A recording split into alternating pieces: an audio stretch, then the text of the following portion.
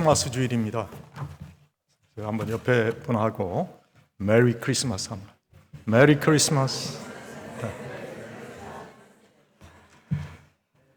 1년 중에 가장 기쁘고 즐거운 그런 시간이지요. 저도 크리스마스와 함께 일생을 보낸 그런 사람이라고 할 수 있는데, 유아기서부터 그 다음에 청소년기 이럴 때 지나면서 크리스마스가 가까워오면 마음이 들뜨고 좋고, 교회에 가면 제 어릴 때는 뭐 먹을 게 별로 없었어요. 이렇게 거기 가면 캔디도 주고 껌도 주고, 그러니까 그거 받는 그 기쁨. 그 다음에 이 크리스마스가 되면 어른들 앞에서 유년주일학교 학생들이 나와서 그 탤런트 이렇게 하는 거 있잖아요. 보여주고 그러면 잘한다고 하니까 그 크리스마스 때는 내가 연극하는데 좀 뽑혀서나 연극 좀 해봤으면. 네. 어른들 앞에서 찬양도 하고 이제 그런 기쁨과 설레임, 그런 기억들이 있어요. 제일 즐거운 그런 때지요. 그런데 어릴 때는 사실 왜 이 크리스마스가 즐거운가 하는 거에 대한 어떤 이유는 모르고 그냥 즐겁고 좋고, 교회에서 다 재밌게 또 선물도 주고 서로 그러니까 그냥 좋다 그렇게 생각을 했죠. 그런데 왜 이 크리스마스가 기쁘고 즐거운가에 대한 명확한 이해가 없이 남들이 기뻐하니까 덩달아 기뻐한다면 조금 모자란 그런 신앙인이라고밖에 말할 수 없지요. 세상 사람들, 예수님을 알지 못하는 사람들은 이 크리스마스는 단순히 선물 주고받고 이 땅에 평화를 주려고 오신 예수님께서 오셨으니 기쁘다 그렇게 말할 수 있을지 모르지만, 적어도 예수님 안에서 거듭나서 하늘나라의 소망을 가지고 살아가는 우리는 분명한 영적 안목을 가지고 크리스마스의 기쁨에 대해 설명할 수 있어야 돼요. 크리스마스는 우리에게 영생을 주시기 위해서 하나님이 인간의 몸을 입고 이 땅에 오셔서 우리를 구속해 주시기 위해서 이 땅에 오신 날이기 때문에 기쁜 거예요. 우리가 죽음을 넘어설 수 있는 소망을 가지게 됐으니 기쁜 거예요. 어제도 제가 장례식에 참석했습니다. 저희 월드미션 카리지 같이 한 5년간 학생들을 가르치셨던 유영준 목사님께서 갑자기 세상을 떠나셨어요. 간암으로 그 전에 한번 간암을 이기셨었는데 한 30여 년 전, 그래서 주님께 헌신하겠다 하고 그렇게 헌신의 삶을 살았는데 그게 좀 악화돼서 2달 전까지만 해도 여기 맥도날드에서 같이 담소하고 교수님들하고 아이스크림도 맛있게 드시고 그랬는데, 어제 보니까 싸늘한 시신이 돼서 관 안에 누워 있더라고요. 과연 우리 크리스찬들이 죽음을 이기는 그런 크리스찬의 믿음의 능력을 소유하지 않았다면 너무나 허무한 그런 인생이 되고 말 거예요. 참 허무하더라고요. 70에 그분이 돌아가셨는데 좀 더 사셔도 될 만한 그런 나이다 그렇게 생각을 하면서 정말 남의 일 같지 않게 그분의 장례식을 치르고 왔어요. 예수님께서 이 땅에 오신 것은 우리 인간을 이 죽음에서 구원하셔서 영원한 생명을 주시기 위해서 이 땅에 오셨다. 그래서 이 크리스마스가 의미가 있고 즐거운 그런 날이다 하는 거예요. 하나님께서 인간의 몸을 입고 태어나신 거예요. 인간의 몸으로 인간이 겪을 수 있는 최대한의 고통을 겪으시면서 십자가에서 돌아가셨다. 바로 우리들의 죄를 사해 주시기 위해서. 그의 죽음으로 우리는 죄에 대해서 죽었습니다. 또한 그의 다시 사심으로 인해서 영생의 삶을 누리게 되었습니다. 영생의 삶을 누릴 수 있는 근거가 바로 예수 그리스도의 십자가와 부활입니다. 예수님의 십자가의 능력을 의지하고 그가 죽음으로 우리가 영생을 얻게 되었다는 사실, 그리고 그의 구세주 되심을 믿으면 우리의 어떠한 공로가 없어도 영생함을 얻게 되는 거예요. 그래서 이 크리스마스가 기쁘고 즐거운 날이라는 거지요. 크리스찬이 되었다는 것은 죽음을 이긴 하나님의 백성이 되었다는 것이기에 이 믿음을 가진 크리스찬들은 어떠한 삶의 고난 속에서도 굴하지 아니하고 용기와 기쁨으로 살아가는 거예요. 성경에 나타난 믿음의 조상들을 보면 두려워하지 않고 어떠한 상황 속에서도 담대한 믿음의 사람으로 행동했던 것을 볼 수 있어요. 믿음의 선조들은 하나님께서 동행하시는 증거를 그들의 삶을 통해서 확인했기에 세상의 어떤 어려움에도 두려워하거나 놀라지 않았어요. 우리도 이런 체험이 있어야 돼요. 신앙은 체험이에요. 부족한 저도 오랜 세월 목회의 길에 서 있는 것은 하나님께서 분명히 함께 하셨고 예수님께서 나에게 나타나 주셨던 체험이 있었기 때문에 그 체험으로 이 목회의 길에 아직도 서 있다는 거예요. 모든 사람들이 두려워하는 인간의 근본적 두려움, 그 죽음까지도 초월할 수 있는 능력의 사람이 될 수 있었음을 성경이 말씀해 주고 있는 거예요. 성경의 맥을 여러분 잡아야 돼요. 구약 성경과 신약 성경이 같은 하나님의 말씀이지만 구약은 옛날 약속이에요. 율법을 통해서 택한 하나님의 유대인의 백성들을 구원하신다는 하나님의 그 옛날 약속이에요. 근데 옛날 약속이 새로운 약속으로 대체됐어요. 예수 그리스도의 세계라 하잖아요. 은혜로 구원 얻는 새로운 세계가 열립니다. 구약과 신약을 같은 하나님의 말씀이라고 해서 똑같은 위치에 놓고 우리가 말씀을 해석하면 여러 가지 오류를 만들어내요. 이단들이 그래서 나오는 거예요. 하나님의 말씀이라니까 정확한 신학이 없는 사람들은 그저 그거에 휘둘릴 수밖에 없단 말이에요. 우리가 믿는 신앙은 니케아 신조에 근거하고 있어요. 예수님은 하나님이시고 그분만이 우리를 구원하신다고 하는 이 분명한 신앙 고백이 우리의 신앙 고백이다.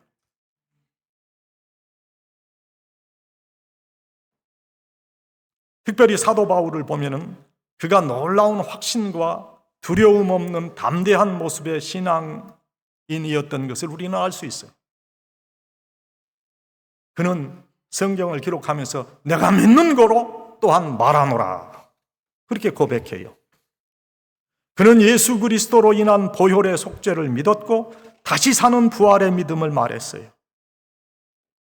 우리는 이 부활의 다시 사는 믿음을 확인할 수 있고 베드로 사도나 바울 사도와 같이 다시 사는 믿음을 분명하게 고백할 수 있어야 해요. 그 부활의 믿음이에요. 크리스마스와 부활은 연결되어 있는 거예요. 어떤 일을 당하더라도 우리는 은혜로 세상을 이길 수 있는 삶을 산다는 거예요. 우리와 동행하시는 하나님과 동행함을 간증할 수 있는 크리스찬으로 살아가기에 모든 어려움을 이길 수 있는 거예요. 믿음의 조상들과 같이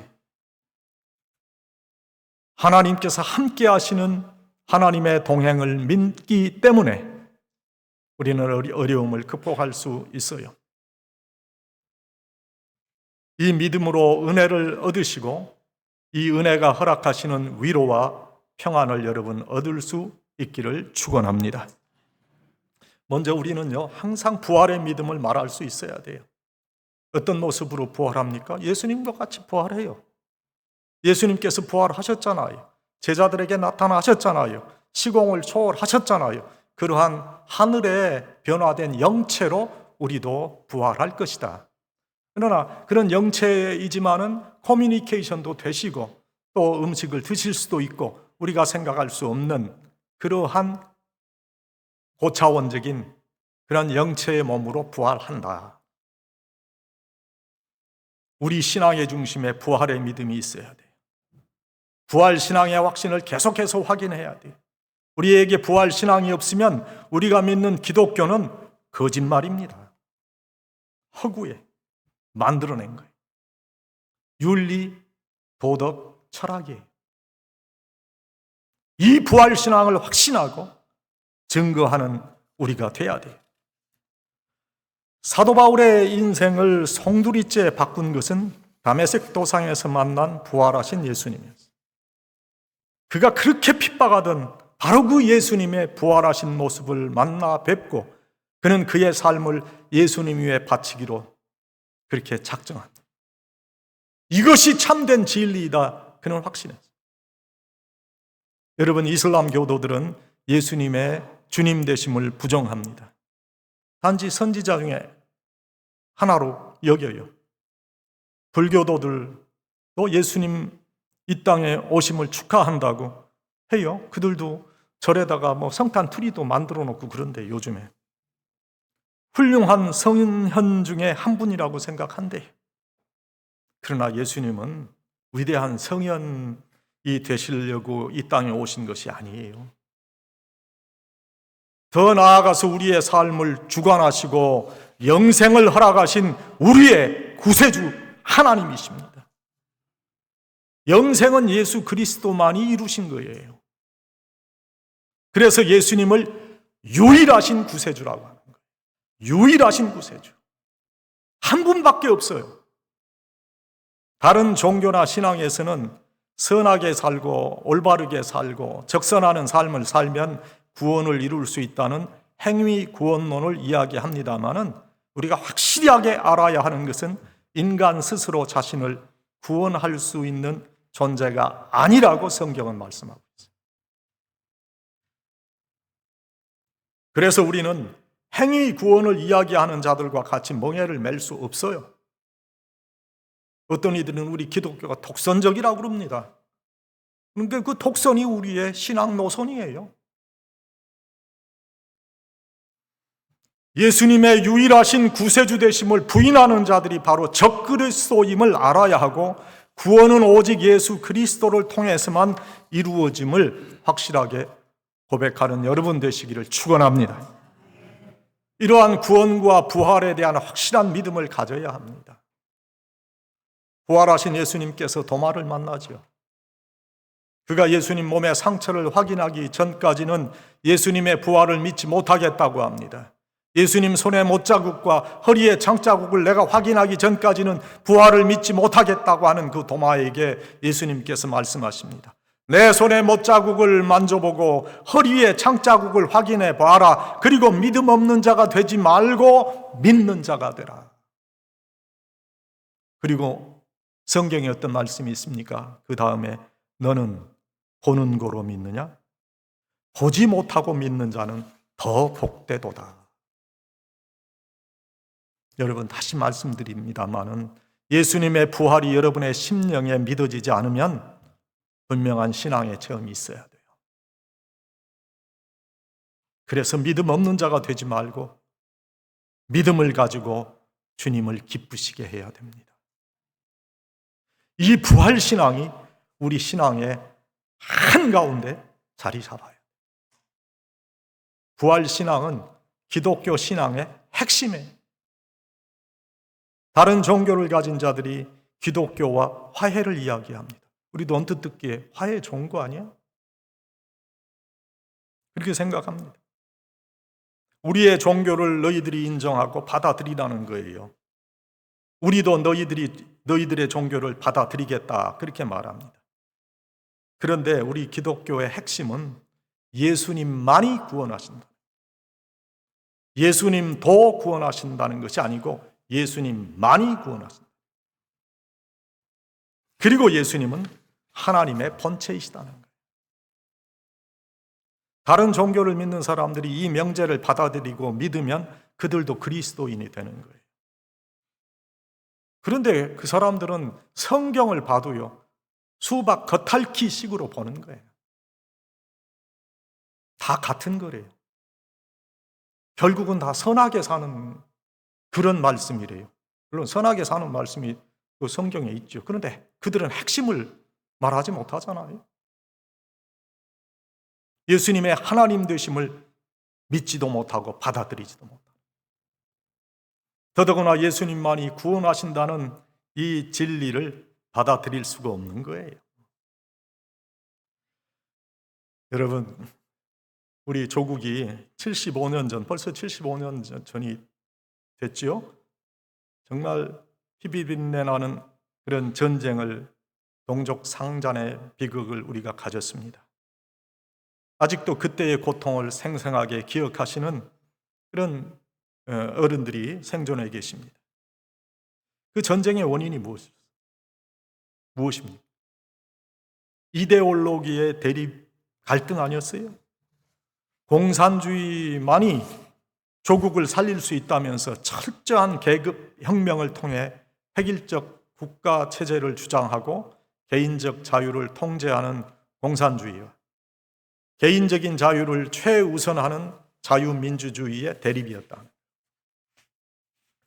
얼마나 철저하게 이데올로기의 신봉자가 됐는지 공산주의 사상 앞에 부모도 형제도 친구도 다 원수가 돼버렸어요. 제 집사람의 외삼촌이 있는데 그 중에 아주 공산당의 높은 간부가 하나 있었대요. 그런데 저희 장인은 대한민국 국군으로 공산군과 싸웠어요. 그리고 자유를 찾아서 남쪽으로 다 왔어요. 그만큼 수용하기 어려운 게 이 사상이에요. 자유민주주의를 수호하는 사람과 공산주의자가 하나가 되기 어려웠어요. 화해할 수가 없었어요. 전쟁을 그치기는 했지만 서로 화해한 건 아니에요. 우리 기독교 신앙도 다른 종교와 화해하고 우리의 신조를 양보할 수 있는 것이 아닙니다. 그들과 적대적으로 살자는 얘기는 아니에요. 그러나 우리의 신조를 포기하면서까지 그들과 같이 하는 것은 이건 배도입니다. 오직 예수님만이 구원하신다는 것, 믿음으로 얻는 구원과 생명의 부활이 우리 기독교 신앙을 말해주는 것이기 때문에 크리스마스를 맞으면서 이 부활 신앙에 굳건하게 서시는 여러분 되시기를 축원합니다. 두 번째, 하나님과의 동행을 확실하고 분명하게 말할 수 있어야 돼요. 예수의 사람들은 예수님과 같이 살아가는 사람들이에요. 우리 육신의 눈에 보이시지 않지만 예수의 영과 동행함을 간증할 수 있어야 돼요. 성경은 하나님과 동행한 분들의 체험의 기록이에요. 우리도 믿는 거로 말할 수 있는 믿음의 사람으로서 성령의 역사를 체험하며 기록할 수 있는 사람들이 돼야 됩니다. 다시 말씀드립니다. 기독교는 이론이 아니고 윤리도 아니고 도덕도 아니고 철학도 아니에요. 세상 사람들은 우리가 믿는 예수의 도를 종교라는 카테고리 속에 가두어 두고 싶어 하지만 기독교는 생명 살리는 복음운동이에요. 우리는 이것을 확신함으로 예수 믿고 구원 얻으며 영원히 사는 부활의 진리를 분명하고 확실하게 말할 수 있어요. 부활의 진리를 심령에 각인하고 살아가는 그런 사람들에게 주시는 위로의 말씀, 세상 끝날까지 우리와 함께 계시는 주님이시라는 사실이에요.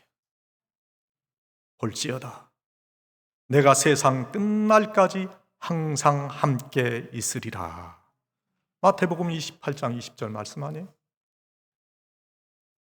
하나님은요, 우리가 잘 될 때만 우리와 함께 하시는 하나님이 아니세요. 때로 우리가 고통 속에 거할 때 우리와 함께 하세요. 하나님을 가두어 놓고 살면서 내가 기독교 신앙을 가지고 있다고 말하는 사람들이 있어요. 하나님을 성전에 가두어 두고 세상에서는 하나님 없이 살아가는 그런 사람들이에요. 기쁘고 즐거운 일이 있을 때만 하나님 찾고 고통과 괴로움의 시간에는 하나님 없이 살아가려고 합니다. 그러나 하나님은 성전에 갇히시거나 우리의 생각의 틀 속에 가둘 수 있는 분이 아니에요. 하나님은 그 어느 곳에서도 우리와 함께 하십니다. 하나님께서 계시지 않는 곳이 있을 수 없어요. 신학적 용어로 무소부재하신 하나님이라 표현합니다. 어디에나 계신 하나님은 특히 외로운 자의 친구가 되어 주십니다. 하나님은 우리와 동행하기를 원하시고 우리가 인생이라는 광야에서 몸부림칠 때 찾아와 주시오. 이 우리를 찾아와 주시는 하나님과 늘 동행할 수 있어야 돼요. 우리가 시편을 읽으면 시편 저자들의 고백에서 항상 동행하시는 하나님이신 것을 우리가 알 수 있어요. 특별히 시편 23편 4절에 다윗이 이렇게 고백하잖아요. 내가 사망의 음침한 골짜기를 다닐지라도 해를 두려워하지 않을 것은 주께서 나와 함께 하심이라. 주의 지팡이와 막대기가 나를 안위하시나이다. 다시 사는 믿음을 확인하며 살아가는 자는 항상 주님과 동행하는 자예요. 주님과 동행하는 자는 기쁘게 살아. 주님과의 동행이 행복하기 때문에. 여러분, 그런 은혜, 그런 행복을 누려야 돼요. 영국의 광고회사가 큰 액수의 상금을 걸고 전 국민을 대상으로 퀴즈 이벤트를 열었대요. 잉글랜드 런던에서 스코틀랜드 에딘버러까지 제일 빨리 갈 수 있는 방법이 무엇인가? 그런 문제였대요. 어떤 사람이 비행기 타고 가는 게 제일 빠르다. 기차 타고 어느 지점에서 버스를 타야 빠르다. 어떤 사람은 새벽에 지름길로 승용차 타고 가면 된다. 여러 사람들이 있었는데 많은 방법들이 나왔는데 1등한 사람의 답변은 내가 사랑하는 사람과 함께 간다. 사랑하는 사람과 함께 가면요, 즐겁고 행복하기에 아무리 멀고 힘든 길이라도 가깝고 즐겁게 느껴진다. 우리가 주님과 동행하면 아무리 힘들고 어려운 고난의 길에서도 즐겁고 행복할 수 있는 거예요. 주님과 늘 동행하는 자가 부활신앙의 확인자가 돼요. 주님과 늘 동행하시기를 축원합니다. 네, 마지막 세 번째로요. 우리는 은혜의 삶을 말할 수 있는 자들. 우리는 하나님의 뜻대로 부르심을 입은 자들이에요. 그래서 우리의 삶은 모든 것이 합력하여 선을 이루는 거예요. 로마서 8장 28절에만. 어려움과 고통이 변해서 기쁨과 찬양의 노래가 되는 거예요. 이 은혜의 삶을 말할 수 있어야 돼요. 이 은혜를 간증할 수 있어야 돼요. 다시 사는 부활을 믿는 거로 말할 수 있는 여러분들이 되어야 돼요. 부활의 믿음을 분명하게 하고 위로를 얻어야 할 줄 압니다. 이 주님의 위로가 여러분과 함께 하시기를 축원합니다. 세상에서 일어나는 모든 일이 우연이라고 생각하는 사람들이 있어요. 그래서 운명론적으로 생각하는 거예요. 그래서 이 사람들은 재수를 말합니다. 재수 없다. 모든 것을 우연으로 해석하기에 책임질 일이 없어요. 그러나 우리 기독교인들은 모든 일들이 하나님의 섭리에 따라서 내게 은혜로 주어진다고 믿고 사는 사람. 하나님을 믿고 하나님의 은혜를 믿는 사람들. 하나님께서 나를 불러주심을 믿는 거예요. 내가 하나님의 은혜 속에서 살아간다고 믿습니다. 하나님과의 관계를 율법적인 권선징악으로 이해하는 사람들도 있습니다. 그러나 예수 그리스도의 오심과 함께 우리는 율법적인 하나님과의 관계가 아닌 은혜 중심적인 관계를 가지게 됐어요. 율법적 신앙을 가진 자들은 선한 일을 하면 복을 받고 악한 일을 하면 벌을 받고 저주 속에 들어간다, 그렇게 생각해요. 그러나 예수님을 믿고 구원 얻는 자들, 이미 하나님의 축복과 은혜 속에 사는 사람들, 이제 다시는 저주의 세계로 들어가지 않습니다. 하나님께서 우리를 축복의 자녀로 인치시고 축복의 세계에 살게 하셨습니다. 하나님은 완전하신 분이시기에 그분의 결정은 완전합니다. 우리를 축복의 세계에서 저주의 세계로 또 다시 축복의 세계로 옮기시는 그런 분이 아니에요. 우리 아이들을 키우다 보면 어린아이들 부모가 칭찬하면 부모가 자신을 사랑한다고 느끼고 좋아합니다. 그러나 부모가 책망하면 부모가 자신을 사랑하지 않는다고 생각해요. 잘못된 일을 부모가 보고 그 잘못된 행동을 고치기 위해서 벌을 주거나 책망하면 부모가 자신을 사랑하지 않는다고 단정해 버립니다. 아직 철이 들지 못해서 그런 거죠. 그러나 부모의 사랑, 그런 것이 아니지 않습니까? 자녀가 실수를 해도 더 사랑하지. 부모의 사랑은 변덕스러운 사랑이 아닙니다. 그런데 이런 어린아이와 같은 신앙생활을 하는 그런 사람은 아직도 율법주의의 삶을 살아가는 그런 사람이에요. 하나님의 은혜와 거리가 먼 삶이에요. 그러나 하나님의 은혜를 중심으로 살아가는 사람들은 모든 것을 은혜로 받아들여요. 은혜로 이해하고 은혜로 판단해요. 격려와 칭찬을 받아도 은혜요, 책망을 받아도 하나님께서 사랑하심으로 책망하신다고 생각합니다. 성공해도 은혜요, 조금 잘못해도 은혜요, 건강해도 은혜요, 병에 걸려도 하나님을 가까이 하는 기회로 생각하고 은혜로 받는 거예요. 예수님을 그리스도로 믿는 모든 이들은 이미 천국의 삶을 사는 그런 사람들입니다. 다시 사는 믿음, 부활의 믿음을 가진 자는 그래서 은혜 중심적인 삶을 살아가는 거예요. 어떤 일이든지 은혜지요. 꽃을 보아도 아름답고, 이 사람을 보아도 귀하고, 저 사람을 보아도 아름답습니다. 시간 살아가는 것이 감사합니다. 모든 것이 은혜요, 모든 것이 축복입니다. 이러한 삶의 자세가 우리에게 필요한 거지. 다시 사는 부활을 믿음으로 가지고 있기에 캄캄한 절망의 세계에서도 은혜의 무지개를 보고 사는 거예요.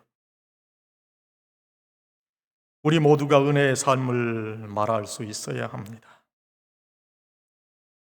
예수 그리스도의 오심을 축하하는 이 기쁜 크리스마스의 계절에 우리는 다시 사는 믿음을 확인할 수 있어야 합니다.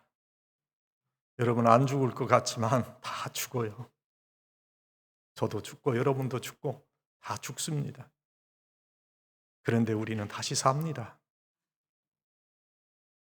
부활의 믿음을 가진 자에게 귀한 부활의 은혜를 예수님께서 주셨기 때문에요.